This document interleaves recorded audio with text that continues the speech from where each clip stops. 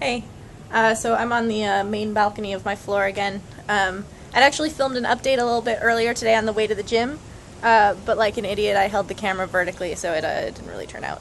so, um, I had a band-aid on my face for that other one, but you guys get to see my cut on the bridge of my nose right here.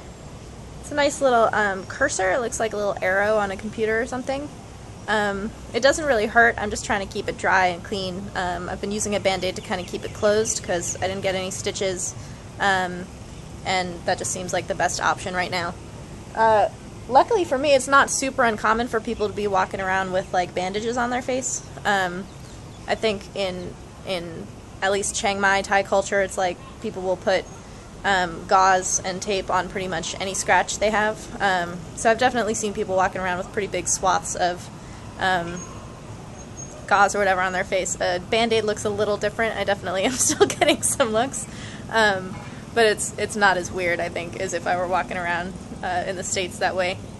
But I feel really good. I feel like that was my best fight ever, and I know I say that a lot. I think that in general each of my fights have been better than the last, but I think that this one, because of the way I prepared and the way that I was able to perform in that given set of circumstances, I think I did really, really well in terms of what my goals were and my aims were, and being able to accomplish those things that I had set out for myself.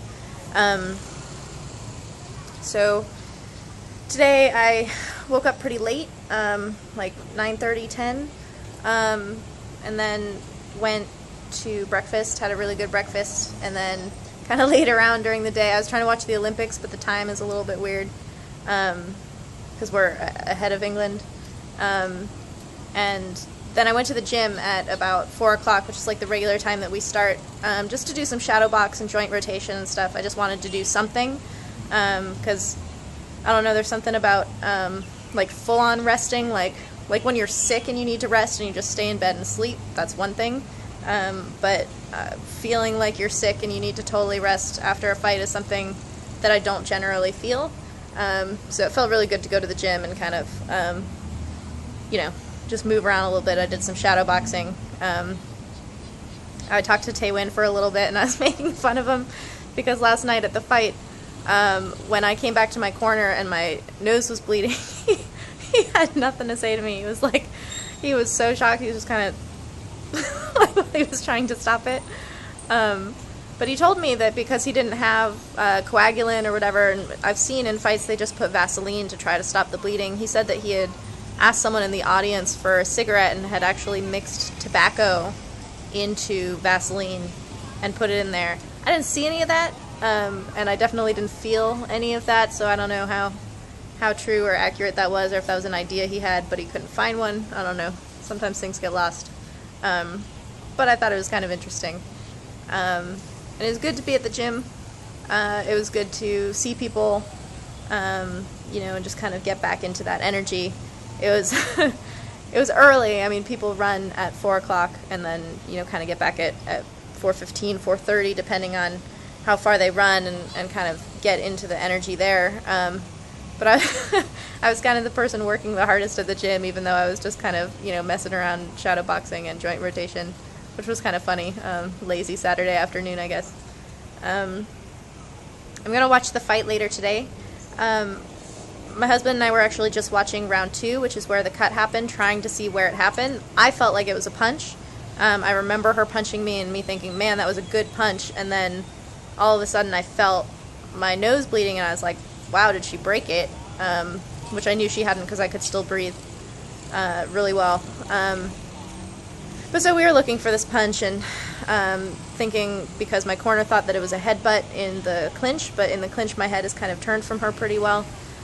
So we were looking and looking, and we found one punch that it might have been. And the thing about fights is that on camera a really good punch may not look like a really good punch. And in real life, something that looks really amazing may not hurt at all. So we think it might be this punch, but it kind of looks like nothing. So it's, I don't know, it's a little bit up in the air. But I look forward to watching it and seeing it with a more informed eye and a more critical eye, because my fight memories are really not that great. I definitely mix up rounds.